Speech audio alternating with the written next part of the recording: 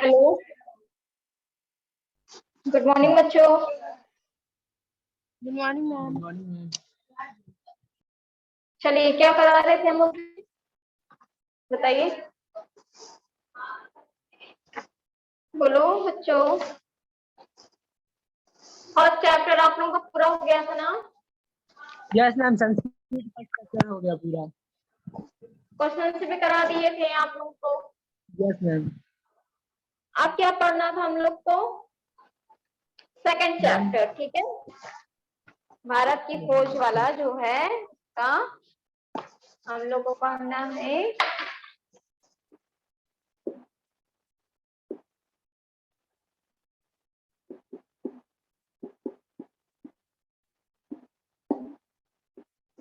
Chapter number 2।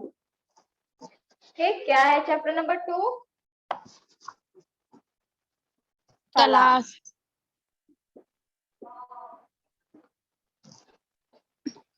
ठीक है, पहला पॉइंट हम लोग को क्या पढ़ना है इसमें? भारत के अतीत की झांकी। अतीत की झांकी। अतीत अतीत की झांकी। बताइए, अतीत मीन्स क्या होता है? पता है किसी को? अतीत मीन्स क्या होता है? Ma'am history. बीता हुआ समय। अतीत मीन्स क्या होता है? बीता हुआ समय। बीता हुआ समय। पढ़े, स्टार्ट करें अब। ध्यान से सुनिएगा, बीच में बोलते जाइए, समझ में आ रहा है कि नहीं? ठीक है। बीते हुए सालों में मेरे मन में भारत ही भारत रहा है। यहाँ पे जवाहरलाल नेहरू जी क्या कह रहे हैं? वो बता रहे हैं कि साल जब बीता था तो मेरे मन में क्या था? मेरे मन में सिर्फ भारत ही भारत रहा है। इस बीच में बराबर उसे समझने और उसके प्रति अपनी प्रतिक्रियाओं का विश्लेषण करने की कोशिश करता हूँ। वो क्या कहा जा रहा है यहाँ पे? बता रहे हैं जो बीता हुआ समय था उसको बराबर में समझने की और उसके प्रति अपनी प्रतिक्रियाओं का विश्लेषण करने की कोशिश करता रहता हूँ। मैंने बचपन की ओर लौटकर याद करने की कोशिश की। वो कह रहे हैं कि मैं अपने बचपन की ओर लौटा था कि मैं तब कैसे महसूस करता था। वो कह रहे हैं मैं अतीत मतलब बीते हुए समय में बचपन की ओर मैं लौटा था, इसलिए कि मैं कैसा महसूस करता हूँ। मेरे मन में इस अवधारणा ने कैसा धुंधला रूप ले लिया था। मेरे ताजा अनुभव ने उसे कैसे संवारा था। आखिर यह भारत है क्या? वो कहता है कि भारत है क्या? अतीत में यह किस विशेषता का प्रतिनिधित्व करता था? उसने अपनी प्राचीन शक्ति को कैसे खो दिया? क्या उसने इस शक्ति को पूरा तरह खो दिया? विशाल जनसंख्या का बसेरा होने के अलावा क्या आज उसके पास कुछ ऐसा बचा है? यहाँ पे जवाहरलाल नेहरू जी कहते हैं कितनी जनसंख्या है, विशाल जनसंख्या है, और यहाँ पे बसेरा होने के बाद क्या आज उसके पास कुछ बचा हुआ है जिसे जानदार कहा जा सके? आधुनिक विश्व से उसका तालमेल किस रूप में बैठता है? भारत मेरे खून में रचा बसा था। वो कह रहे हैं जो भारत है मेरे खून में क्या है? समाहित है। इसके बावजूद मैंने उसे एक बाहरी आलोचक की नजर से देखना प्रारंभ किया। ऐसा आलोचक जो वर्तमान के साथ साथ अतीत के बहुत से अवशेषों को, जिन्हें उसने देखा था, नापसंद करता था। एक हद तक मैं उस तक पश्चिम के रास्ते से होकर पहुंचा था। मैंने उसे उसी भाव से देखा जैसे संभवतः किसी पश्चिमी मित्र ने देखा होता। मेरे भीतर शंकाएं सिर उठा रही थी। क्या मैंने भारत को जान लिया था? मैं जो उसके अतीत की विरासत के बड़े हिस्से की खोज, सॉरी यहाँ पे लिखा है कि मैं जो, कहाँ तक पढ़े कुछ बताओ जरा, बोलो गौरव राधिका बताइए क्या पढ़े थे। मैंने भारत को जान लिया था। मैं जो उसके हाँ, अतीत को मैं जो उसके अतीत के विरासत के बड़े हिस्से को खारिज करने का साहस कर रहा था, मतलब हटाना चाह रहा था। लेकिन अगर भारत के पास कुछ नहीं होता तो बहुत जीवंत और टिकाऊ रहता। वह बहुत कुछ सार्थक है, तो भारत का वजूद उस रूप में नहीं होता जैसा आज है। वो कह रहे हैं कि अगर मैं उस समय में, अगर भारत की जो चीजें थी, बड़ी विरासत थी, उसे मैं खारिज कर देता, तो आज जैसा भारत है वैसा भारत हमारा नहीं रहता। और वह हजारों वर्ष तक अपने सभ्य अस्तित्व की पहचान इस रूप में कदापि बनाए नहीं रख सकता था। वह विशेष तत्व आखिर क्या था? मैं भारत, यहाँ तक हमने पढ़ा। अब गौरव तुम पढ़ो।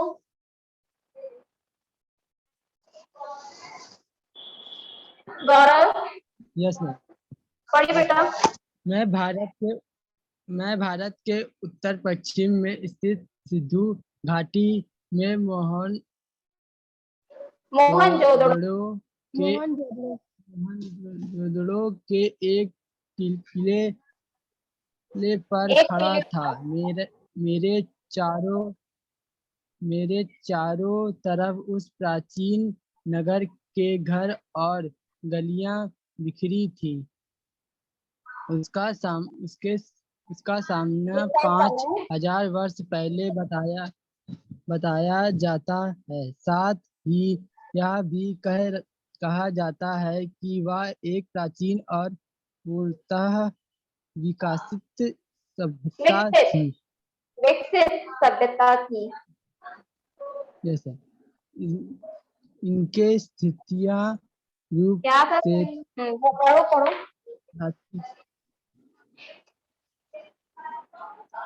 पढ़ो, हम सुन रहे हैं। टिके रहने का कारण है इसका ठेठ भारतीयपन, और यही आधुनिक भारतीय सभ्यता का आधार है। यह विचार आश्चर्यचकित कर देता है कि कोई संस्कृति या सभ्यता इस प्रकार 5 से 6 हजार वर्ष या उससे भी कुछ अधिक समय तक निरंतर बनी रहे। वह भी बराबर परिवर्तनशील और विकासमान रहकर। फिर उसके बाद क्या था? फ्रांस, मिस्र, ग्रीस, चीन, अरब, मध्य एशिया और भूमध्य सागर के लोगों से उसका बराबर निकट संपर्क रहा। मतलब ये बताया जा रहा है 5-6 हजार वर्ष तक क्या थी? संस्कृति या सभ्यता इस प्रकार हमारी 5-6 हजार वर्ष थी। और यहाँ के बराबर उनका निकट का कौन था? निकट उनके संपर्क में जैसे फ्रांस, मिस्र, चीन, अरब, ये सब क्या थे? उनके सागर के लोग जो थे, भूमध्य सागर के लोग। उनके निकट के संपर्क में थे।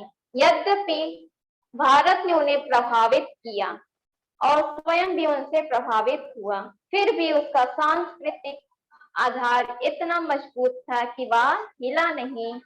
इस मजबूती का रहस्य क्या है? अयाज आप पढ़िए, है बुक आपके पास? अयाज बुक है? बोलो हाँ नहीं में जवाब दो बेटा। अयाज है ना? मैम बुक पढ़िए, है। पढ़ो पढ़ो, यहाँ के बाद से पढ़ो। इस मजबूती का रहस्य क्या है? इसके बाद से पढ़ो। इस मजबूती का रहस्य क्या है? मैंने भारत का इतिहास और उसके विशाल प्राचीन साहित्य के कुछ अंशों को पढ़ा। मुझ पर विचारों की तेजता, भारत की स्पष्टता और उसके पीछे सक्रिय मस्तिष्क की समृद्धि ने गहरा प्रभाव डाला। मैंने उन पराक्रमी यात्रियों के साथ भारत की यात्रा की जो सुदूर अतीत में यहाँ चीन तथा पश्चिमी और मध्य एशिया से आए थे और अपनी यात्राओं की दास्तान छोड़ गए थे।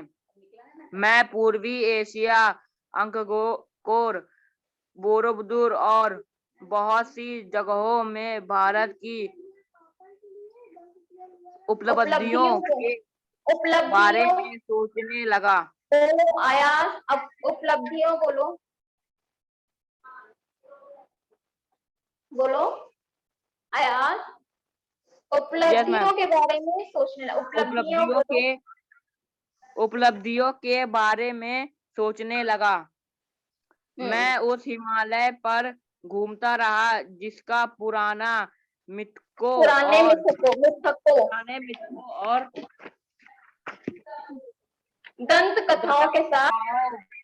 दंतकथाओं के साथ निकट संबंध है और जिनसे हमारे विचारों और साहित्य को बहुत दूर प्रभावित किया है। तुम पढ़ते जा रहे, पहले शब्द भी सही बोलो। साहित्य लिखा है, ठीक है? Yes ma'am.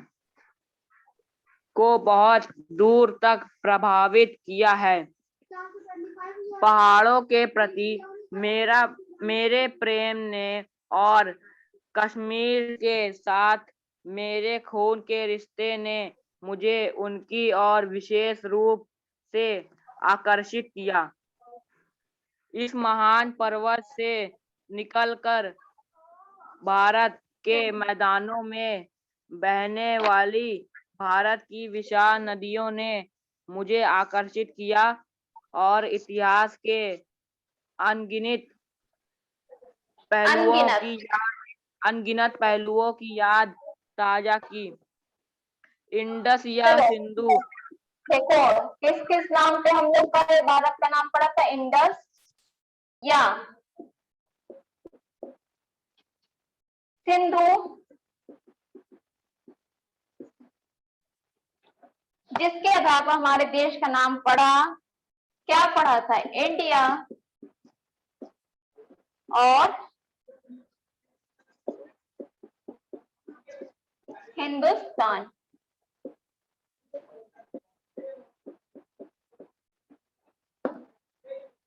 और जिसे पार करके हजारों वर्षों से यहाँ जातियां और कबीले, काफिले और फौज आती रही। इंडस और सिंधु के नाम पे हमारे भारत का क्या नाम पड़ा था? इंडिया और हिंदुस्तान। इंडिया और हिंदुस्तान। ब्रह्मपुत्र इतिहास की मुख्य धारा से लगभग कटी हुई है, पर पुरानी कहानियों में आज भी जीवित उत्तर पूर्वी पहाड़ियों के हृदय में पड़ी गहरी दरारों के बीच में बरबस मार्ग बनाती हुई भारत में प्रवेश करती है और फिर पहाड़ों, जंगलों से भरे मैदान के बीच शांत रमणीय धारा के रूप में बहने लगती है। यमुना जिसके चारों ओर नृत्य उत्सव और नाटक से संबंध न जाने कितनी पौराणिक कथाएं एकत्र हैं। इन सब से बढ़कर है भारत की नदी गंगा, जिसने इतिहास के आरंभ से ही भारत के हृदय पर राज किया और लाखों की तादाद में लोगों को अपने तटों की ओर खींचा। प्राचीन काल से आधुनिक युग तक गंगा की गाथा भारत की सभ्यता और संस्कृति की कहानी है। नेक्स्ट पढ़ो राधिका। मैंने पुराने स्मारकों और भग्नावशेषों लिखो, पढ़ो। भग्न अवशेष पढ़ती हो, अवशेष पढ़ती हो ना, बोलो। तो भग्न अवशेषों को और पुरानी मूर्तियां और भित्ति चित्रों को देखा। चलिए पढ़िए अब। मैंने पुराने स्मारकों और भग्नावशेषों को और पुरानी मूर्तियों और भित्ति चित्रों को देखा।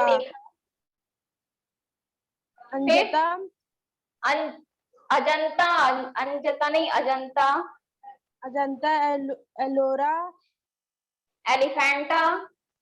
एलिफेंटा की गुफाओं और अन्य स्थानों को देखा। मैंने आगरा और दिल्ली के कुछ समय बाद बनी खूबसूरत इमारतों को भी देखा, जहां का प्रत्येक पत्थर भारत के अतीत की कहानियां कह रहा था। मैंने अपने शहर भारत के अतीत की कहानियों को कह रहा था। फिर उसके बाद क्या होता है?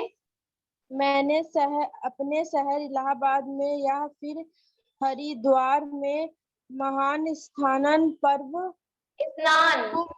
लिखा है। स्नान पर्व कुंभ के मेले में जाता हूँ और देखता हूँ कि वहाँ अब भी सैकड़ों और हजारों की तादाद में लोग आते हैं, वैसे ही जैसे हजारों वर्ष से उनकी पुरखे गंगा स्नान के लिए भारत के सभी कोनों से आते रहे हैं। मुझे 1300 साल पहले चीनी यात्रियों और दूसरे लोगों द्वारा लिखे इन पर्वों के वर्णों की याद आ जाती है। गोरों की उस समय भी ये मेले पुराने पड़ चुके थे और अनजाने प्राचीन काल में गुम हो गए थे। मुझे हैरत होती थी कि वह कौन सी प्रबल आस्था थी कि जो हमारे लोगों को अनगिनत पीढ़ियों से भारत की इस प्रसिद्ध नदी की ओर खींचती रही। ठीक है। मेरे अध्ययन की पृष्ठभूमि के साथ इन यात्राओं और दौरों ने मिलकर मुझे अतीत में देखने की अंतर्दृष्टि दी। यहाँ पे क्या बता रहे जवाहरलाल नेहरू जी कि मैंने जो चीज देखा था, जो चीज किया था, यहाँ पे उस चीज की क्या मिली है, उसकी पृष्ठभूमि की अंतर्दृष्टि मुझे यहाँ पर मिली है। ठीक है। मेरे मन में भारत की जो तस्वीर थी उसमें धीरे धीरे सच्चाई का बोध घर करने लगा। कहा जा रहा है मेरे अंदर जो जो तस्वीर थी भारत के प्रति, मैंने जो सोचा था, वो धीरे धीरे धीरे क्या होने लगा है, सच्चाई, मतलब जो मैंने सोचा था वो वाकई में सही होने लगा। मेरे पूर्वजों की भूमि में ऐसे जीते जागते लोग आबाद हो गए जो हंसते रोते थे, प्यार करते थे और पीड़ा भोगते थे। इन्हीं में ऐसे लोग भी थे जिन्हें जिंदगी की जानकारी और समझ थी। इस अतीत के सैकड़ों सजीव चित्र मेरे मन में भरे थे।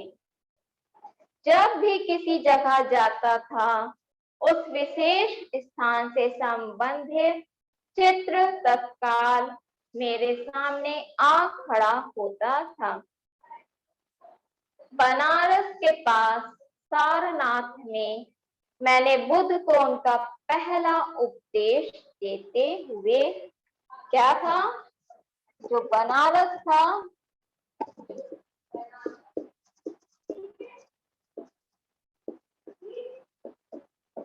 बनारस के पास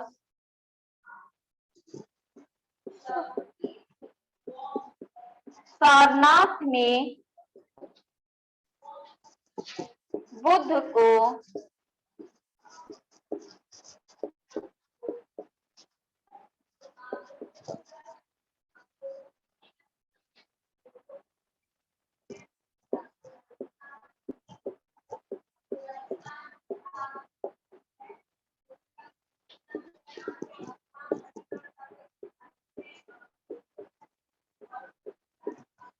लगभग साफ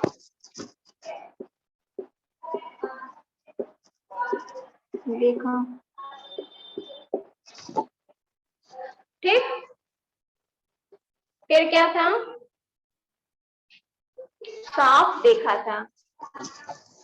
2500 वर्ष का फासला तय करके उनके कुछ अभिलिखित शब्द जैसे दूर से आती प्रतिध्वनि की तरह मुझे सुनाई पड़े। अशोक के पाषाण स्तंभ जैसे अपने शिलालेखों के माध्यम से मुझे एक ऐसे आदमी के बारे में बताते थे जो खुद एक सम्राट होकर भी किसी अन्य राज और सम्राट से महान थे। फतेहपुर सिकरी में अपने साम्राज्य को भुलाकर बैठा अकबर विभिन्न मतों के विद्वानों से संवाद और वाद विवाद कर रहा था। मतलब यहाँ पे बताया जा रहा है कि जो अशोक थे वो क्या कर रहे थे, वो पाषाण के थे स्तंभ जैसे। अपने शिलालेख में क्या किए थे, अपने शिलालेख के माध्यम से मुझे एक ऐसे आदमी के बारे में बता रहे थे कि जो खुद एक सम्राट है। मतलब अशोक बता रहा था, लेकिन वो खुद ही क्या था, वो सम्राट मतलब राजा था, और वो अन्य सम्राट का क्या कर रहा था, महान था। फतेहपुर सिकरी में अपने साम्राज्य को भुलाकर बैठा अकबर विभिन्न मतों के विद्वानों से संवाद और वाद विवाद कर रहा था। मतलब कि संवाद मतलब बातचीत, आप लोग जानते हो संवाद क्या होता है, और वाद विवाद मतलब बातचीत कर रहा था। वह जिज्ञासु भाव से मनुष्य के शाश्वता समस्याओं का हल तलाश कर रहा था। मतलब कि वो क्या कर रहा था, जानने की इच्छा रख रहा था कि और इसके बारे में क्या है। इस तरह भारत के इतिहास की लंबी झांकी अपने उतार चढ़ाव के और विजय पराजयों के साथ जैसे धीरे धीरे मेरे सामने खुलती जा रही थी। मुझे इतिहास के 5000 वर्षों से चली आ रही इस सांस्कृतिक परंपरा की निरंतरता में कुछ विलक्षणता प्रतीत होती है। यह परंपरा जो दूर दूर तक जनता में फैली थी, जिसने उस पर गहरा प्रभाव डाला था। ठीक, चलिए नेक्स्ट पढ़िए गौरव। भारत की शक्ति और सीमा। अब देखो यहाँ पे क्या बताया जा रहा था, पहले तक सुनो। जो भारत की अतीत की झांकी का क्या मतलब है, समझ में आया? मतलब जहाँ यहाँ भारत पे के जो जो जवाहरलाल नेहरू जो सोच रहे थे भारत के बारे में कि भारत ऐसा होगा, उनके मन में जो चित्र बने थे उसके प्रति उन्होंने जो पृष्ठभूमि रची थी, वो धीरे धीरे धीरे करते करते क्या हुआ था, वो सच्चाई में बदलती जा रही थी। और वो क्या कर रहे थे, उनकी जो बात थी, वो उन्होंने जैसा सोचा था वो पूरा होता जा रहा था। यही है जो आपका टॉपिक का नाम है, अतीत की झांकी। मतलब वो बीतते हुए समय में जो सोचे थे वो क्या हो रहा था, पूरा होता जा रहा था। पढ़िए अब, भारत की शक्ति और सीमा। गौरव सीमा। पढ़िए। भारत की सीमा और भारत की सीमा के छात्रों और उसके पथ और नष्ट के गलत पढ़ रहे कारणों। हो, गलत पढ़े कैसे? हो। भारत की क्या पढ़े हो, भारत की सीमा बोले थे ना? मैम शक्ति, मैम भारत बोलो की बोलो। वो हेडिंग पढ़े थे। भारत की शक्ति और भारत की सीमा। खोज लंबी और उलझी हुई है, पर उसके पतन के हाल के कारण अरे आप सर्यात स्पष्ट है। भारत तकनीक तकनीक की दौड़ में की दौड़ में पिछड़ गया और यूरोप जो को तमाम तमाम बातों में दिखाया एक बनने से पिछड़ा हुआ था। तकनीकी तकनीकी तकनीकी प्रगति के मालिक मामले में आगे निकल गए। निकल गए। इस तकनीकी विकास के पीछे विज्ञान की चेतना थी, मतलब कि उन्होंने जो सोचा था, उनकी जो तकनीक थी, उसके बारे में वो क्या कह रहे हैं, वो विकास जो उनका हो रहा था, तो उसके पीछे क्या कारण था, विज्ञान था, साइंस था, उसकी चेतना थी और हौसला मंद जीवनी शक्ति और मानसिकता थी। फिर क्या था? नई तकनीकों ने प्राचीन यूरोप के देशों को नई तकनीकों ने पश्चिमी यूरोपों के यूरोप के देशों को सैनिक बल दिया और उसके लिए अपना विस्तार करके पूरब पर अधिकार करना आसान हो गया। यह केवल भारत की ही नहीं, लगभग सारे एशिया की कहानी है। ऐसे क्यों हुआ, इस रिश्ते को सुलझाना ज्यादा मुश्किल है, क्योंकि पुराने समय में जो भारत में मानसिकता, सजगता और तकनीकी कौशल की कमी थी नहीं, किंतु बाद की सदियों में उत्तरोत्तर गिरावट का आभास होने लगता। पढ़ो राधिका उसके बाद। जीवन की राधिका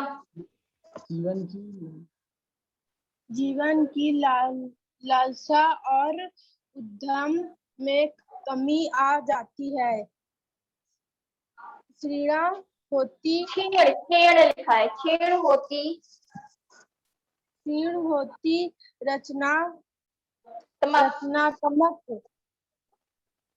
प्रवृत्ति की जगह अनुकरण की प्रवृत्ति एक मिनट को। छीण होती रचनात्मक प्रवृत्ति की जगह अनुकरण की प्रवृत्ति ले लेती है। ये पढ़े थे, पढ़ो। जहाँ कामयाबी के साथ विद्रोही विचार पद्धति ने प्रकृति और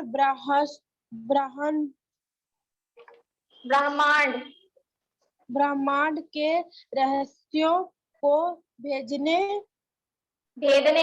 का प्रयास किया था। वहाँ शब्दाडंबर क्या लिखा है, शब्दाडंबर से लैस भाष्यकार उसकी जगह लेता दिखाई देने लगा। भव्य कला, अच्छा रैंडम पढ़ रहे हैं। भव्य कला और मूर्ति निर्माण का स्थान जटिल पचिकारी वाली सावधानी से की गई नक्काशी लेने लगी थी। प्रभावी किंतु सरल, सजीव और समृद्ध भाषा की जगह अत्यंत अलंकृत और जटिल साहित्य शैली ने ली। साहसिक कार्यों की लालसा और छलकती हुई जिंदगी, जिसके कारण सुदूर देशों में भारतीय संस्कृति का प्रसार संभव हो सका था। क्षीण हो चली उसके स्थान पर महासागरों को पार करने पर रोक लगाने वाली संकीर्ण रूढ़िवादिता ने जन्म लिया। जांच पड़ताल की विवेकपूर्ण चेतना लुप्त होती गई और अतीत की अंधी मूर्ति पूजा ने उसकी जगह ले ली। अतीत के विकट भार ने उसे कुचल कर रख दिया और वह एक तरह की मूर्छा से ग्रस्त हो गई। मानसिक जड़ता और शारीरिक थकावट की इस हालत में भारत का आश्रय होने लगा। वह गतिहीन और जड़ हो गया, जबकि विश्व के दूसरे हिस्से प्रगति के पथ पर बढ़ते गए। ठीक है, यहाँ तक समझ में आया। यहाँ पे बताया जा रहा है कि उन्होंने जो सोचा था, जो टेक्निक आने लगी थी, वैज्ञानिक आने लगे थे, उससे क्या हुआ था, जो बाकी देश था वो बढ़ता जा रहा था, लेकिन जो अपना भारत देश था वो हासिल हो रहा था, उनकी जड़ें खत्म हो रही थी। और वो क्या था, उसका जो प्रगति थी वो रुक गई थी। ठीक है, तो यहाँ तक आप लोग क्या करोगे, पढ़ लोगे। समझ में आ रहा है? राधिका, गौरव, अयास, जहाँ तक पढ़ाए वहां तक आप लोग फिर से अपने से पढ़िएगा, समझिएगा क्या कहा जा रहा है। ठीक है, बाकी जो काम दिए हैं उसे कॉपी में कर लीजिए। क्लियर है? समझ में आया? चलिए, थैंक यू बच्चे। नेक्स्ट क्लास टिक कर लेना जहां तक हम कराए। ठीक है? Yes ma'am. जहां तक हमने कराया वहां तक टिक कर लीजिए। चलिए, थैंक यू बच्चे। Thank you ma'am.